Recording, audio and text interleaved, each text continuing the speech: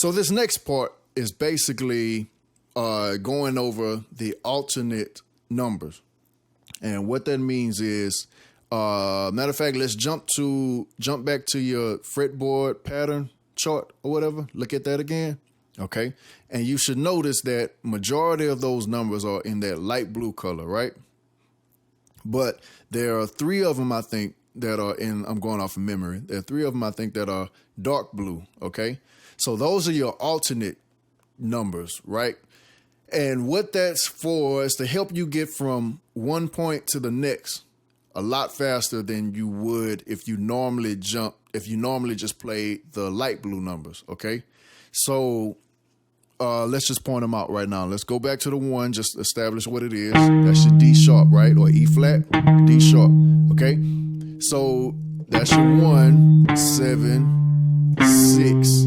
But then there's another 6 on the top string. You see that? That's in dark blue, which is right there. Okay. So your 1 is right there, and your 6 is right there also. Okay. So the purpose of that, not the purpose, but the reason why you would use this one instead of this one is mainly, you see how far that is jumping from here, this 6 to this 6? That's a pretty far jump. So let's say you playing a song and you let's say you're at the 1 and it's taking you all the way down, and then it has you going from 3. To see how big this jump is, it has you going from 3, and then you have to go to 2. You see that? And instead of going from the 2 right here to the 6 way over here, that's a pretty big slide, you know, especially if you're trying to stay in this area. So you could obviously catch this 6 that's on the top string. So if you're playing the 1 and you want to catch this 6, if you want to catch the 6, instead of jumping from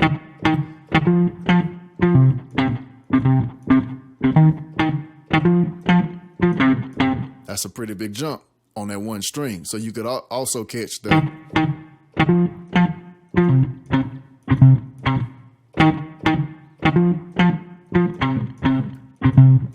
see, and you're all still right here in this little area.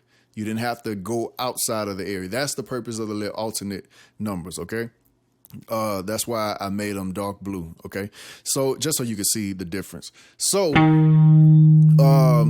one cool way to find them, I guess, is to just memorize where they are. What I mean by that is, notice how on the last video, I think it's the last video, I said that your 1 is right here and your 5 is always above it. Well, same kind of applies for 2. If this is your 2, then your 6 on the top string is always above it. Right? There you go.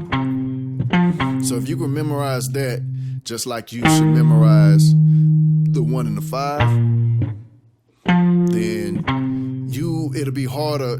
I think it'll be easier to maneuver around the fretboard. So the 1 and the 5,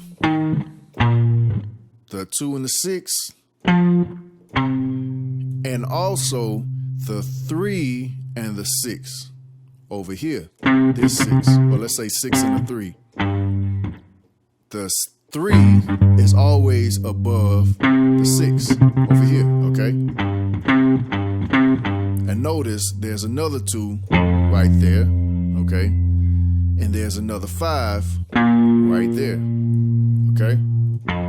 So if you ever, like if you were right here and you're playing in this area, but then the song had you go all the way down, you could actually catch this 5, and then you got to hurry up and catch that 2 right there instead of jumping way up here to this 2. There's a 2 right there, okay? So those are what the alternate things are for. All right. Yeah, I think that's it for this part. So let's move on to the next section. Cool.